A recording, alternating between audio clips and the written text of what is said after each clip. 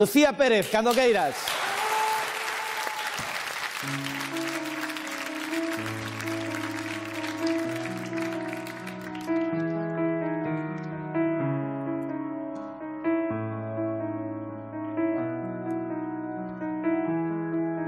Me clavó su última mirada y se perdió sombra de la luna. Quizás si escuchas mis palabras pueda llegar sombra de la luna, donde se encuentra solo en su soledad, más allá de esta oscuridad, atrapado y buscando por dónde escapar. Hoy contigo le quiero ayudar.